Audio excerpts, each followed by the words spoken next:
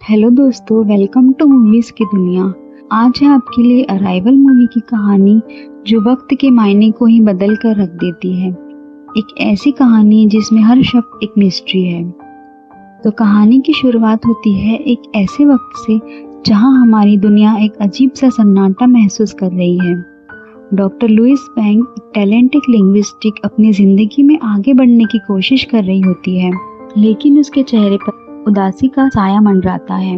उसकी आंखों में एक कहानी छुपी होती है, अपनी प्यारी बेटी हैना की, जो एक अजनबी बीमारी के कारण छोटी सी उम्र में ही दुनिया छोड़कर चली जाती है और जिससे लुइस की जिंदगी अब खाली है। तभी दुनिया में कुछ ऐसा होता है जो सब कुछ हिलाकर रख देता है। पूरा ग्लोब एक अजीब सी घटना से कांप उठता है और 12 अलग अलग लोकेशन पर 12 अजनबी स्पेसक्राफ्ट हवा में मंडराने लगते हैं और इन्हें शेल्स कहा जाता है। ये कोई अटैक नहीं करते पर हवा में चुपचाप तैर रहे होते हैं। सरकार तुरंत एक मिशन बनाती है और उन्हें एक ऐसे व्यक्ति की तलाश होती है जो उनकी भाषा समझ सके। वो लुइस के पास जाते हैं क्योंकि उसके पास एक स्पेशल स्किल है, भाषाओं को समझने और तोड़ने का हुनर। वो लोग उसे लेने आते हैं और लुइस के साथ है साइंटिस्ट इयन। उन्हें इस मिशन पर इसलिए लाया जाता है ताकि वो एलियन स्पेसशिप में मौजूद उन एलियन से कम्युनिकेशन कर सके और जान सके कि वो यहाँ क्यों आए हैं और क्या चाहते हैं। स्पेसक्राफ्ट का सीन किसी सपने जैसा होता है, एक विशाल अजीब आकार जो ग्रेविटी के अपोजिट काम करता है और रोज एक समय पर स्पेसक्राफ्ट खुलता है और एक सायरन बजता है और उसी समय उन तीनों को स्पेसक्राफ्ट के अंदर भेजा जाता है, जो अंदर से बिल्कुल गहरा सा और अविश्वसनीय है।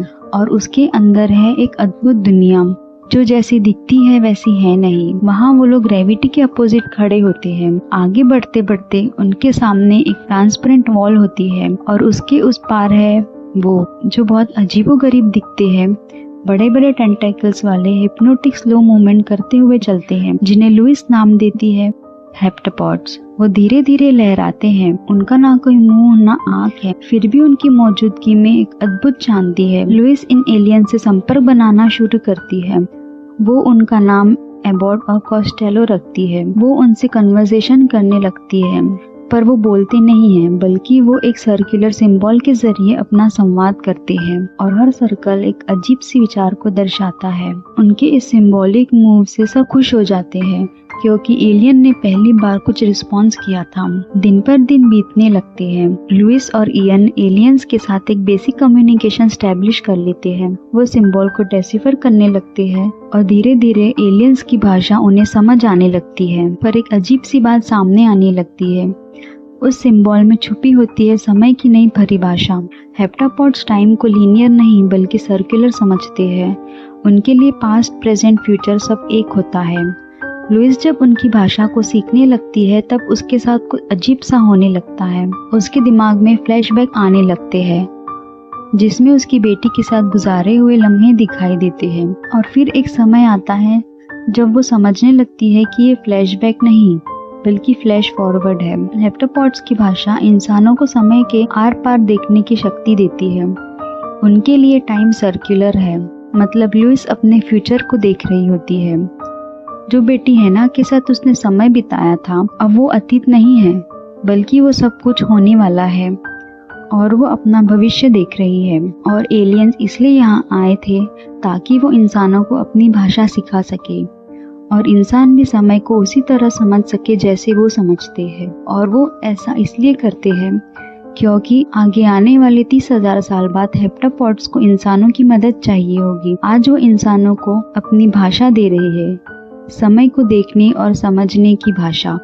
पर दुनिया में सब कुछ इतना आसान नहीं होता। उनके सामने एक संकट उभर आता है। जब वो लोग एलियन से पूछते हैं कि वो यहाँ क्यों आए हैं, तो वो लिखते हैं यूज वेपन। और ये जानने के बाद पूरी दुनिया में अफरा तफरी मच जाती है। देशों के बीच मिसअंडरस्टैंडिंग बढ़ने लगती है। कुछ सरकारें शेल्स पर हमला करने का निर्णय लेती है और यहाँ चीन युद्ध की तैयारी करता है। दुनिया फिर से तबाही की कगार पर खड़ी होती है। लुइस अब समझने लगती है और उसका दिमाग भी उन्हीं की तरह नॉन लीनियर यानी गोल रूप में देखने लगता है। वो फ्यूचर की घटनाएं भी ऐसे देख सकती है जैसे वो प्रेजेंट में हो रही है। फिर लुइस को एक झलक दिखाई देती है। वो एक समिट में चीन के जनरल शैंग से मिलती है और जनरल उसे थैंक यू कहता है और कहता है कि तुमने मुझे मेरी पत्नी के अंतिम शब्द बताए थे और मेरा फोन नंबर भी तुम्हारे पास था। लुइस को कुछ समझ में नहीं आता, लेकिन वो आगे बढ़ती है।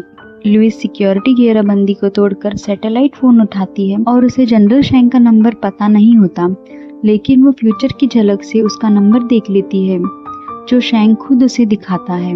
वो कॉल करती है और जनरल को एक पर्सनल मैसेज भेजती है जो चाइनीज में होता है, और वो मैसेज उनकी पत्नी के अंतिम शब्द होते हैं।